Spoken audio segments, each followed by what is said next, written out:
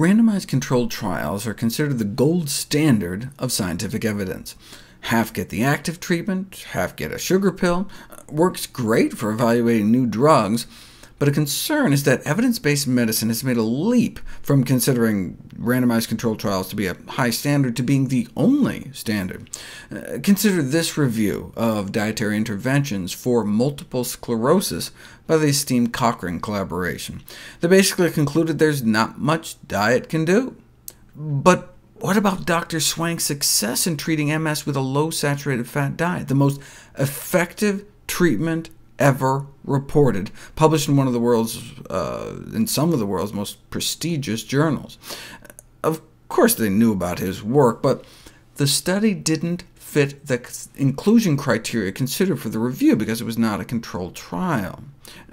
Demanding randomized trials make sense for drugs. Look, they're expensive, they're risky, killing off more than 100,000 Americans every year.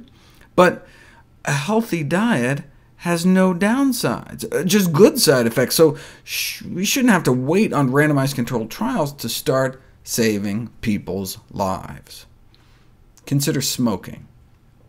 It took more than 7,000 studies and the deaths of countless habitual smokers before a consensus was reached in the medical community regarding the causal link between smoking and lung cancer, and still without a single randomized controlled trial. One has to wonder how many people are currently suffering needlessly while they wait for a randomized controlled trial to confirm the results found by other kinds of strong studies. In fact, a famous statistician, Ronald Fisher, railed against what he called propaganda to convince the public that cigarette smoking was dangerous. Since they cannot produce evidence for randomized controlled trials, like 1,000 kids banned from smoking, you put another 1,000 kids forced to smoke at least a pack and a half a day. Now, if you did that kind of experiment, right, then there'd be no difficulty. Maybe instead of smoking causing lung cancer causes smoking. In its early stages, lung cancer may cause inflammation, so anyone suffering from chronic inflammation is going to want to smoke a cigarette to make themselves feel better, and it's kind of a comfort, right? That might be a real solace to anyone in the 15 years of approaching lung cancer, and to take the poor chap's cigarettes away from him would be rather like taking a white stick from a blind man.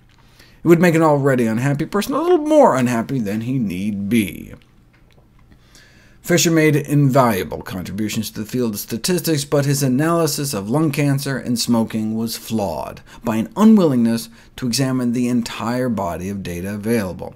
His smokescreen may have been because he was a paid consultant to the tobacco industry, but also because he was himself a smoker.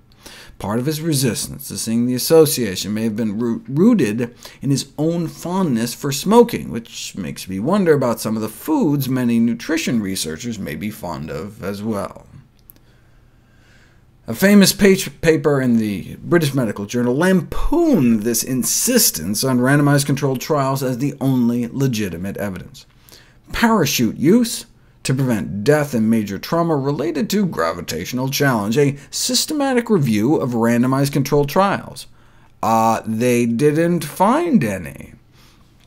Sure, parachutes appear to reduce the risk of injury after gravitational challenge. We can observe that people who fall out of planes without them do tend to die a bit more than those with parachutes, but their effectiveness has not been proved with randomized controlled trials. Advocates of evidence-based medicine have criticized the adoption of interventions evaluated by using only observational data. We think that everyone might benefit if the most radical protagonists of this evidence-based medicine organized and participated in a double-blind randomized placebo-controlled trial of the parachute. In other words, individuals who insist that all interventions need to be validated by randomized controlled trial data need to come down to earth with a bump.